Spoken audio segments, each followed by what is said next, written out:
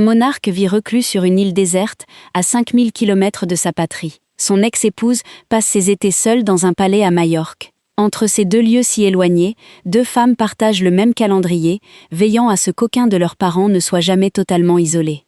Ce sont leurs filles. Voici l'histoire de la loyauté la plus discrète et la plus indéfectible de toute la famille royale espagnole. Elles s'appellent Elena et Cristina de Borbón.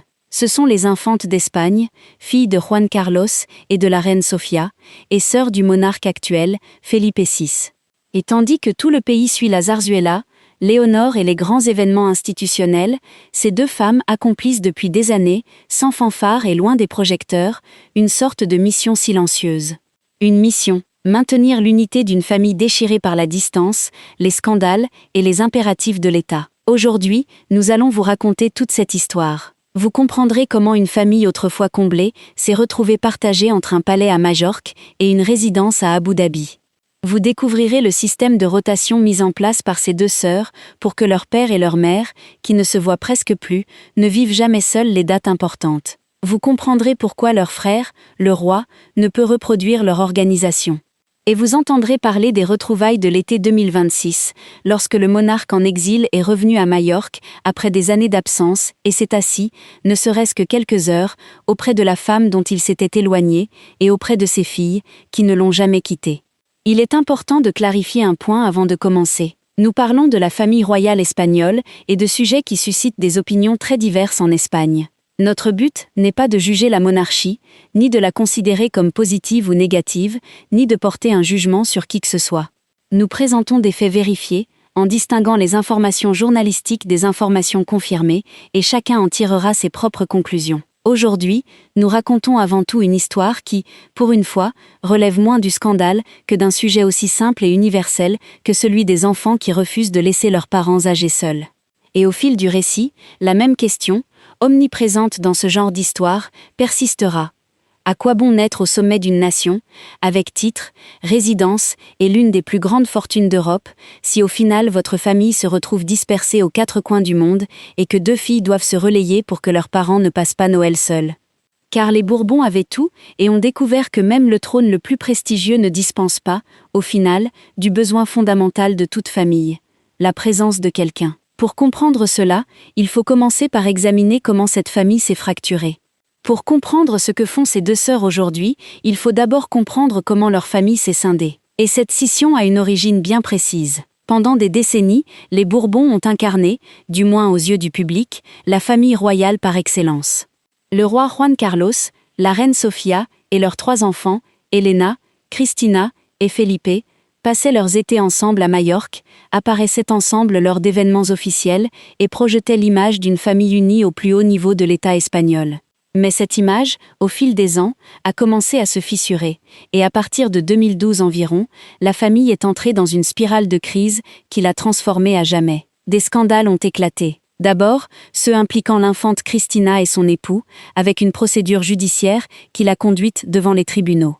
Ensuite, et surtout, sont survenus les scandales financiers du roi Juan Carlos lui-même, qui se sont aggravés jusqu'à devenir insoutenables. Et en 2014, Juan Carlos a abdiqué, cédant le trône à son fils Felipe, qui est devenu Felipe VI. L'intention était de préserver l'institution, de placer à sa tête une figure nouvelle et intègre capable de maintenir la couronne pendant la retraite du roi sortant. Mais la retraite ne suffisait pas. Les scandales continuèrent de hanter Juan Carlos même après son départ du trône.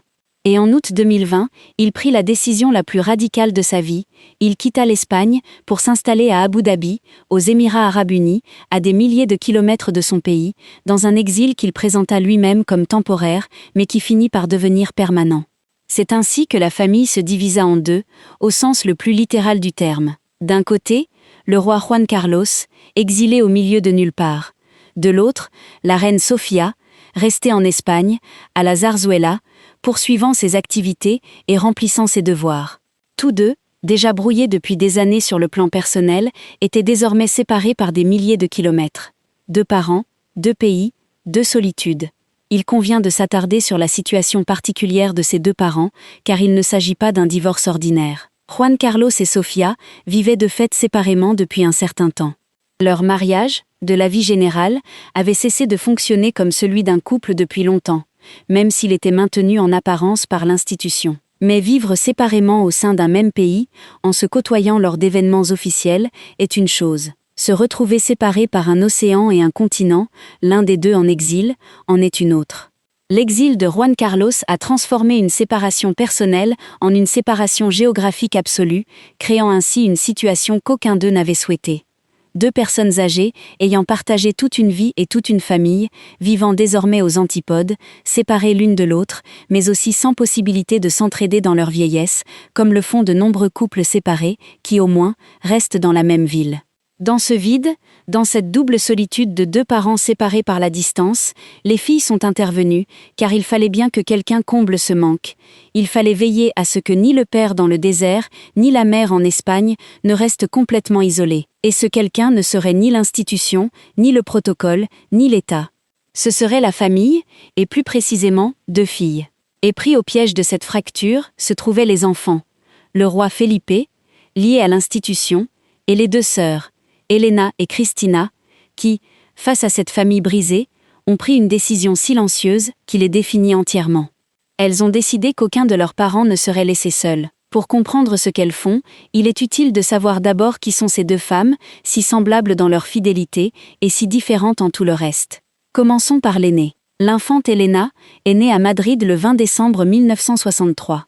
Fille aînée de Juan Carlos et de Sofia, elle fut un temps, avant la naissance de son frère Felipe, première dans l'ordre de succession au trône. Des trois enfants, Elena a toujours été considérée comme celle qui ressemblait le plus à son père, tant par son tempérament que par ses loisirs.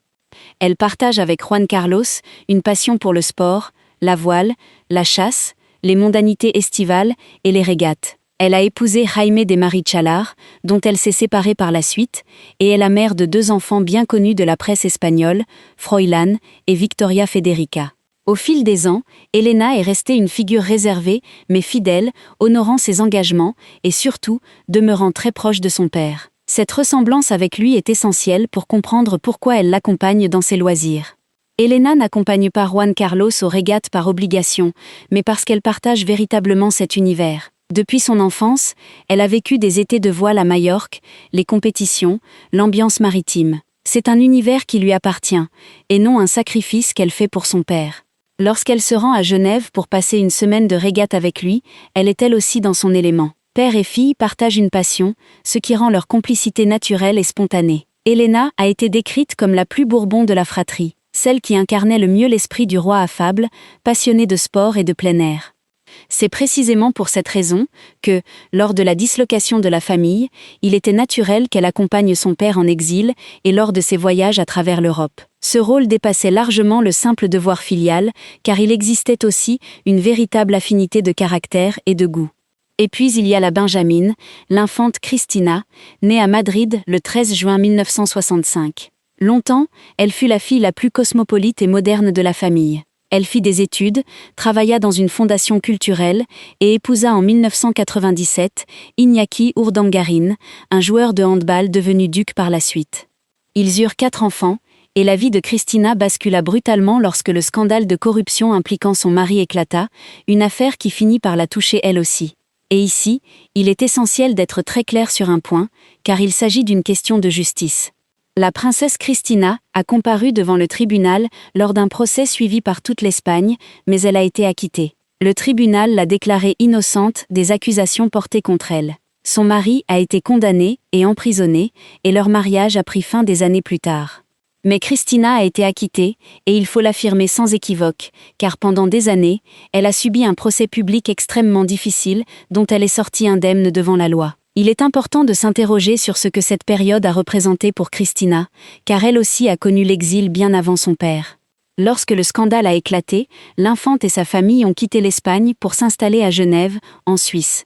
Là, Cristina a reconstruit sa vie loin des projecteurs espagnols, travaillant et élevant ses 4 enfants durant une période extrêmement difficile, son mari étant au cœur d'une affaire judiciaire et son nom mêlé à la controverse publique. Ce furent des années très éprouvantes, durant lesquelles elle est passée du statut d'infante admirée à celui de figure controversée, et où elle a dû se reconstruire une vie dans un pays étranger. Cette expérience, être mise à l'écart, jugée et contrainte de reconstruire sa vie hors d'Espagne, l'a probablement marquée autant que l'exil de son père l'a marqué lui. Et c'est peut-être l'une des raisons pour lesquelles les deux filles comprennent ce que signifie la disgrâce et le besoin de soutien, car elles l'ont elles-mêmes vécu. Christina sait ce que c'est que de voir son nom de famille, autrefois synonyme d'ouverture, se transformer en impasse. C'est pourquoi, lorsque son père a dû traverser une épreuve similaire, elle a su précisément ce que signifiait ne pas être seule. Deux sœurs, donc, aux vies très différentes, l'une plus attachée au monde traditionnel de la famille, l'autre plus tournée vers l'international et marquée par un scandale dont elle a été acquittée. Mais toutes deux, lorsque leur famille s'est déchirée, ont réagi de la même manière, en se serrant les coudes autour de leurs parents. Et nous voici au cœur de cette histoire, au cœur de ce que font ces deux sœurs, quelque chose que presque personne n'a clairement décrit, car ce qu'elles ont mis en place, une fois compris, est profondément touchant. Le problème après 2020 était le suivant. Leur père, Juan Carlos, vivait à Abu Dhabi, leur mère, Sofia, en Espagne, tous deux âgés, et les dates importantes de l'année, celles où la famille se réunit, posaient un problème logistique. Car si les filles rendaient visite à leur père, elles laissaient leur mère seule, et si elles accompagnaient leur mère, elles laissaient leur père seul. Elena et Christina ont trouvé une solution. S'organiser, se répartir les tâches et se relayer. Cette routine est devenue si bien ancrée que même la presse spécialisée dans l'actualité de la famille royale la considère comme une pratique courante. D'après certaines sources, les filles de l'ancien roi s'organisent de manière à ce qu'aucun de leurs parents ne reste longtemps seul. Et cet été 2026, nous en avons un parfait exemple. Mi-juillet, Juan Carlos s'est rendu à Genève, en Suisse, pour participer à un championnat d'Europe de voile, une tradition annuelle pour lui. Sa fille aînée, l'infante Elena, l'accompagnait tout au long de la semaine de régate. Pendant ce temps, à des milliers de kilomètres de là, au palais de Marivante à Majorque, l'infante Christina s'installait auprès de sa mère, la reine Sofia, pour gérer le quotidien et veiller à ce que la reine ne passe pas l'été seule. Imaginez un instant, une sœur en Suisse s'occupant de son père, l'autre à Majorque s'occupant de sa mère, chacune dans un pays différent, chacune avec l'un de ses parents, partageant leurs parents, comme on partage une responsabilité sacrée, afin que la rupture familiale ne se traduise pas par la solitude pour aucune d'elles. Imaginez ce que cela implique sur le plan personnel, car c'est un geste d'une générosité incroyable. Ces deux femmes ont leur propre vie. Elena a son travail à Madrid, ses enfants, sa vie amoureuse. Christina a reconstruit sa vie après son divorce et des années très difficiles. Ce ne sont pas deux personnes oisives qui ont tout leur temps. Et pourtant, année après année, elles réorganisent leurs emplois du temps, sacrifient leurs propres projets et partagent les voyages pour être présentes pour leurs parents. Elles renoncent à passer les fêtes où elles le souhaiteraient, pour s'assurer que ni leur père ni leur mère ne les passent seuls. C'est le genre de sacrifice que font de nombreux enfants auprès de leurs parents vieillissants, dans des familles du monde entier. La différence, c'est que dans ces deux cas, ce sacrifice implique des vols intercontinentaux, un père en exil et toutes les complexités d'une famille royale déchirée. Mais au fond, le geste est identique à celui de n'importe quel enfant qui réorganise son emploi du temps pour ne pas laisser son père veuf ou sa mère malade seule. C'est la version, au palais, d'un geste profondément ordinaire et profondément humain. Ce qui frappe, c'est la discrétion avec laquelle ils agissent. Ils ne publient pas de photos de leur visite, ni de communiqués sur leur engagement. Ils le font simplement, sans rechercher la reconnaissance. En réalité, la plupart des informations que nous possédons sur ce système de rotation proviennent du travail de la presse qui suit la famille, et non de leurs propres déclarations publiques. C'est une loyauté qui ne cherche pas les éloges, et cela dépasse largement le cadre d'un incident particulier survenu cet été, car il s'agit d'une pratique qu'ils suivent depuis l'exil de leur père. Pendant la Semaine Sainte, par exemple, les deux sœurs se rendent généralement ensemble à Abu Dhabi pour passer quelques jours avec leur père.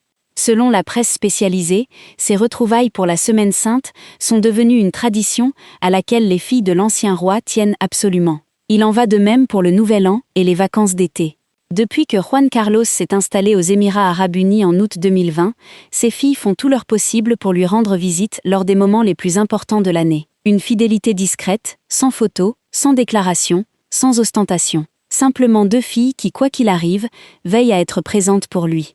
Ce comportement contraste fortement avec celui du troisième enfant de la fratrie, le roi. Il convient d'aborder ce sujet avec la plus grande prudence, car il est délicat et sujet à interprétation. Le troisième enfant de Juan Carlos, le roi Felipe VI, n'accompagne pas son père comme le font ses sœurs.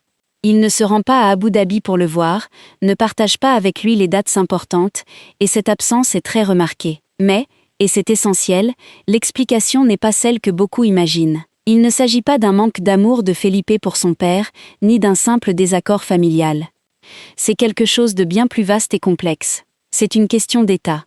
Felipe VI est le roi, chef de l'État espagnol, et son père est au cœur de scandales qui, bien que les poursuites judiciaires aient été abandonnées, continuent de ternir son image.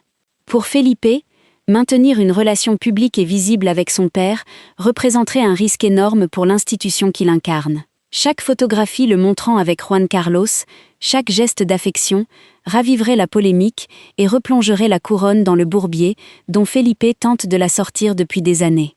C'est pourquoi le roi a dû prendre une décision incroyablement difficile sur le plan personnel. Il a dû privilégier son rôle institutionnel à sa relation avec son père, instaurant une distance publique avec lui afin de protéger la monarchie. Ce n'est pas qu'il ne l'aime pas en privé, mais plutôt qu'il ne peut se permettre de l'exprimer publiquement.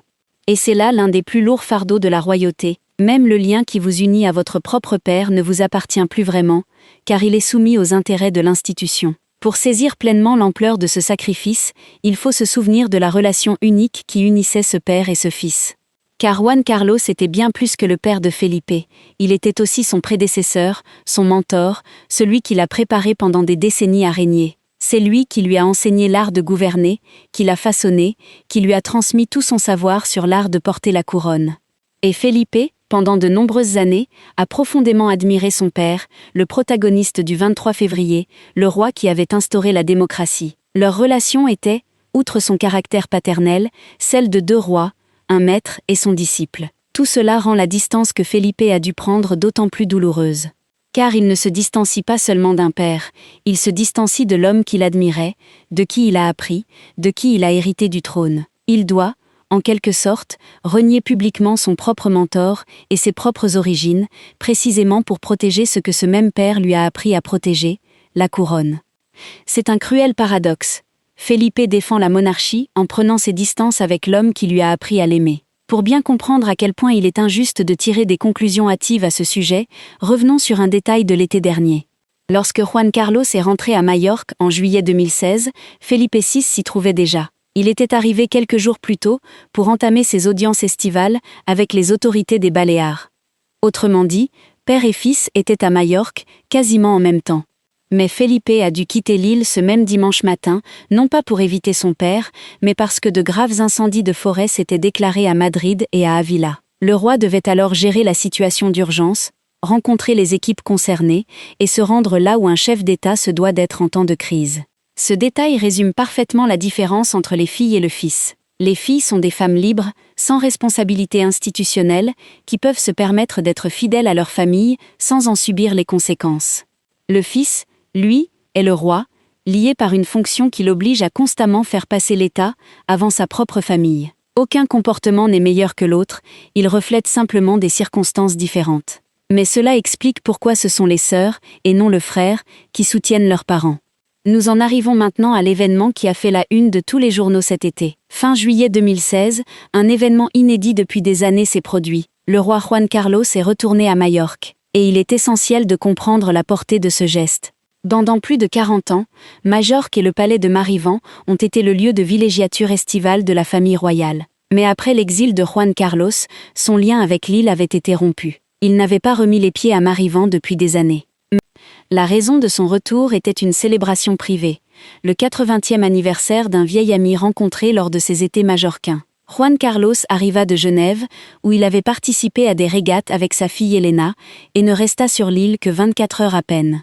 Il convient de s'attarder sur la portée symbolique de ce retour, car pour Juan Carlos, retourner à Majorque n'était pas un simple retour aux sources. Pendant plus de 40 ans, l'île avait été le théâtre privilégié de ses étés. C'est là qu'il avait navigué, reçu des chefs d'État, et bâti son image publique de roi accessible et sportif.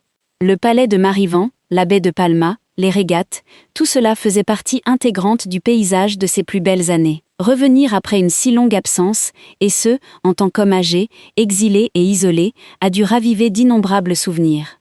C'est le retour d'un homme sur les lieux mêmes de ses plus belles années, désormais métamorphosé. Lui qui était jadis la vedette, le centre de l'attention, le maître de ses étés, n'est plus aujourd'hui qu'un visiteur de passage, arrivé en jet privé, qui reste une journée et repart.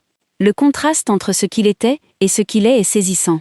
Et pourtant, au milieu de ce contraste doux-amer, un moment de chaleur s'est fait jour, les retrouvailles avec sa famille. Et voici un détail révélateur qu'il convient de souligner. Juan Carlos n'a pas séjourné au palais de Marivan, il n'y a pas passé la nuit. Il a dormi chez un ami, dans une autre partie de l'île. Rappelons que Marivan n'appartient pas à la couronne, mais au gouvernement régional des Baléares, qui le met à la disposition de la famille royale. Mais au-delà de la question de la propriété, ce geste revêt une forte valeur symbolique. L'homme qui pendant 40 ans a régné en maître sur ses étés revient désormais en visite et passe la nuit chez un ami. Ce n'est plus son palais, il est désormais un invité. Mais l'essentiel, ce qui a fait la une des journaux, c'était les retrouvailles. Car pendant ces 24 heures, Juan Carlos s'est rendu au palais de Marivan et a rencontré la reine Sofia, ses 2 filles, Elena et Cristina, ainsi que plusieurs de ses petits-enfants. Selon les informations recueillies, il s'agissait d'une réunion de famille strictement privée. Le couple séparé s'est retrouvé, même si ce n'était que pour quelques heures, sous le même toit, entouré de ses filles qui ont maintenu la famille unie, malgré les changements de situation et la distance. Et la réaction des filles fut très révélatrice. Quelques jours plus tard, l'infante Elena réapparut à Madrid, se rendant à son travail. Les journalistes l'interrogèrent sur la visite de son père et les retrouvailles. Elle ne fit aucune déclaration, restant réservée comme toujours, mais répondit par un large sourire, un sourire qui, sans un mot, trahissait sa satisfaction d'avoir une fois de plus accompli ce qui semblait difficile. Réunir, même brièvement, une famille brisée. Ce sourire d'Elena en dit plus que n'importe quel discours, car c'est le sourire de celle qui a réalisé quelque chose d'important à ses yeux. Imaginez ce que ces retrouvailles ont représenté. Pendant des années, leurs parents s'étaient rarement vus ensemble en public. La reine Sofia en Espagne, Juan Carlos en exil. Et soudain, grâce notamment à la persévérance et aux efforts logistiques de leurs filles, ils se retrouvaient tous deux sous le même toit, entourés de leurs filles et petits-enfants, dans le palais qui, pendant des décennies, avait été le cœur de leurs étés familiaux. Pour Elena et Cristina, qui ont œuvré pendant des années pour empêcher leurs parents de s'éloigner définitivement, ce fut une petite victoire personnelle. Nous ignorons ce que ces parents séparés se sont dit durant les heures qu'ils ont passées ensemble à Marivan. Nous ignorons s'il y a eu des reproches, de la nostalgie, ou simplement la courtoisie de 2 personnes ayant partagé une vie. Cela relève de la vie privée de la famille, et nous ne spéculerons pas à ce sujet. Mais nous savons une chose. Cette rencontre n'aurait pas été possible sans le travail discret de 2 filles qui, pendant des années, ont tissé des liens entre 2 mondes très éloignés. Elles n'apparaissent pas sur les photos officielles, mais ce sont elles qui, dans l'ombre, préservent ce qui reste de cette famille. Il y a un autre aspect de cette histoire qu'il convient de mentionner, car il révèle la profondeur du lien qui unit les filles à leur père et qui dépasse largement le cadre des simples visites de courtoisie. Selon certaines sources, le roi Juan Carlos a créé il y a quelques années une fondation basée à Abu Dhabi. Cette fondation aurait pour but de consolider son patrimoine à l'étranger et de l'organiser en vue de sa transmission à ses descendants. Et c'est là qu'apparaît un détail très important. Les héritiers de cette structure seraient ses 2 filles, Elena et Cristina, ainsi que leurs petits-enfants. Mais, et c'est là le point frappant, à une exception notable près, la princesse Léonore et l'infante Sofia, c'est-à-dire les filles du roi Felipe, seraient exclues de cet héritage à l'étranger. Réfléchissez un instant à ce que cela signifie, car il s'agit de la fracture de la famille, traduite en argent. D'un côté, il y a la branche des filles, Elena et Cristina, qui entretiennent une relation étroite avec leur père et sont désignées comme ses héritières. De l'autre, il y a la branche du fils, le roi, Léonore et Sofia, délibérément exclus de cet héritage. Et la raison est toujours la même, la protection de l'institution. Léonore est la future reine d'Espagne. La lier à un héritage opaque à l'étranger, provenant de la fortune la plus controversée du pays, ferait peser un risque énorme sur son futur règne. Ainsi, la lignée successorale est protégée, tenue à l'écart de cet argent, tandis que les filles, qui ne sont pas destinées à régner, peuvent y accéder. Et un détail vient compléter le tableau. Il a été rapporté que l'infante Cristina, ayant terminé ses fonctions au sein d'une fondation culturelle internationale, s'implique désormais dans la gestion du patrimoine de son père à Abu Dhabi. Autrement dit, Cristina ne se contente pas de rendre visite à son père lors d'occasions spéciales, mais participe également à l'organisation de l'héritage qu'il souhaite léguer à la famille. Le lien qui les unit dépasse donc largement le cadre de l'affection. Il s'agit aussi d'un lien de confiance et de responsabilité partagée. Le père exilé confie à ses filles ses biens les plus intimes comme les plus matériels. Et cette histoire de loyauté familiale comporte une autre dimension, celle des petits-enfants, qu'il convient de raconter car elle complète le tableau de la façon dont cette famille divisée s'est réorganisée. Juan Carlos et Sofía ont 8 petits-enfants au total, ceux de leurs filles Elena et Cristina et ceux de leur fils Felipe. Et là encore, nous retrouvons la même division que nous avons constatée dans tout le reste. D'un côté, les petits-enfants des filles, Froilán et Victoria Federica, les enfants d'Elena, et les 4 enfants de Cristina, les Urdangarin. Ces petits-enfants ont généralement entretenu des liens étroits avec leur grand-père, et certains lui ont même rendu visite à Abu Dhabi où ont passé du temps avec lui lors d'occasions spéciales. L'un d'eux mérite une mention particulière, car son cas est des plus frappants. Il s'agit de Froilán, le fils aîné de l'infante Elena. Froilán, qui durant sa jeunesse, fut l'une des figures les plus controversées de la famille, faisant fréquemment la une des journaux pour ses scandales et son comportement inapproprié, a finalement élu domicile à Abu Dhabi, près de son grand-père. Selon certaines sources, il est devenu l'un des piliers du roi émérite durant son exil, l'un des rares membres de la famille à partager son quotidien dans le désert. Le petit-fils rebelle a ainsi fini par être un compagnon pour son grand-père exilé. Et puis il y a les petites filles du roi Felipe, la princesse Léonore et l'infante Sofía. Ici, la situation est tout à fait différente, pour la même raison que partout ailleurs, des raisons d'État. Léonore est l'héritière du trône, la future reine d'Espagne. L'infante Sofía est sa sœur, deuxième dans l'ordre de succession. Sa relation avec son grand-père exilé est nécessairement beaucoup plus limitée et contrôlée. Car tout lien trop visible avec la figure la plus controversée de la famille pourrait compromettre le futur règne de Léonore. C'est toujours la même ligne de fracture, la branche des filles libre d'entretenir un lien avec son grand-père, la branche des filles protégées et isolées pour préserver l'institution. Même chez les plus jeunes, la division au sein de cette famille suit le même schéma. D'un côté, ceux qui règnent ou régneront, de l'autre, ceux qui ne règnent pas. Et à ce stade, il convient de s'arrêter un instant sur un thème qui traverse toute cette histoire, car c'est ce qui la rend si intéressante d'un point de vue humain. Car au fond, nous avons ici 2 manières différentes d'aimer une même personne. Les filles aiment leur père de façon visible, présente et active. Elles lui rendent visite, l'accompagnent et prennent des dispositions pour être avec lui. C'est un amour qui se manifeste par des actes, des voyages et une présence physique. Le roi Felipe, en revanche, aime son père d'une manière invisible, silencieuse et distante. Un amour qui, s'il existe, doit s'exprimer en privé, sans geste public, sacrifié sur l'autel de l'institution. Et voici le point intéressant. Lequel des 2 chemins est le plus difficile ? À première vue, celui des filles semble l'être, car il exige des efforts, des déplacements et un dévouement sans faille. Mais à y regarder de plus près, le chemin du fils est peut-être plus ardu, car aimer son père et pouvoir le montrer est une chose, l'aimer tout en feignant la distance, en se distanciant publiquement de lui, malgré des sentiments tout autres, en est une autre. Les filles peuvent serrer leur père dans leurs bras quand elles le souhaitent. Un fils, même s'il le voulait, ne peut se le permettre. Et renoncer à embrasser son propre père pour le bien d'une institution est sans doute l'un des sacrifices les plus difficiles qu'on puisse demander à une personne. C'est pourquoi il est imprudent de s'accrocher à l'idée simpliste que les filles sont les bonnes et le fils le mauvais. La réalité est bien plus nuancée. Tous 3 aiment sans doute leurs parents. Chacun l'exprime simplement de son point de vue. Les filles, libres et indépendantes, le fils, prisonnier du pouvoir.